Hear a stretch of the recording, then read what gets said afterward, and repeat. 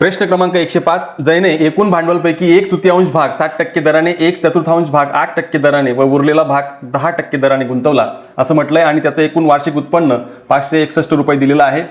आपण अशा प्रकारच्या एक्झाम्पल्समध्ये आपल्याला जी काढायची किंमत आहे म्हणजेच भांडवल जे आहे ते ₹1 जर मानले तर त्यांच्या दिलेल्या अटीनुसार काय होईल बघा. एकूण उत्पन्न त्यांचं कशा स्वरूपात विभागलं गेलेलं आहे म्हणजे भांडवलच्या 3% म्हणजे 1/3 भाग हा 60% आहे म्हणजेच 7/100 अधिक 1/4 भाग म्हणजे 1/4 भाग म्हणजे याचा अर्थ असा होतो की 1/4 गुणिले x होईल आणि त्याचे ते 8% दराने गुंतवलेला आहे प्लस आणि जो उर्वरित भाग म्हणतायत ते उर्वरित भागचा असा अर्थ होतोय की टोटल भांडवल x आहे त्याच्यापैकी हे 2 भाग चालले गेले म्हणजे x/3 अधिक 1/7 4 हा भाग जो आहे त्याच्यातनं वजा होईल आणि हा 10% दराने गुंतवलेला आहे म्हणजेच ही टोटल उत्पन्न जे आहे ते 561 दिलेलं आहे.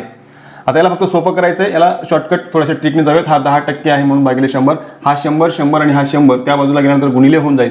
इथे 7x/3 अधिक 4 दुने 8 म्हणजे हा 2x 100 तिकडे पाठवला आहे आपण.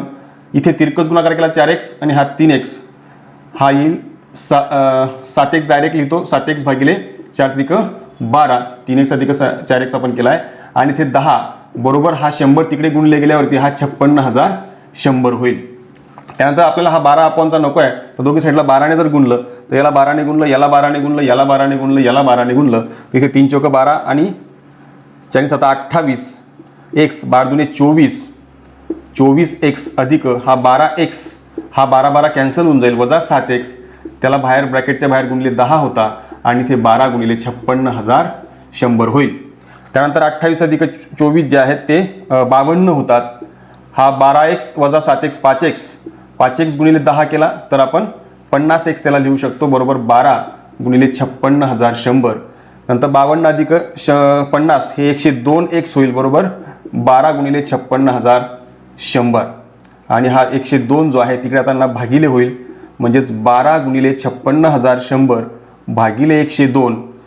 जर याला भाग दिला तर 6चा भाग जातोय 6 दुने 12 6 1 6 आणि साइन 7 42 नंतर 17चा भाग जातोय याला 17 1 17 17 दुने 34 आणि 17 त्रिक 51 परत 5 उरले 51 झाले 17 त्रिक 51 0 0 आणि 2 गुणिले 33 म्हणजे 66 म्हणजे x बरोबर आपल्याला उत्तर मिळतं आहे 6,600 आणि पर्याय क्रमांक 3 जो आहे तो आपला अचूक पर्याय आहे.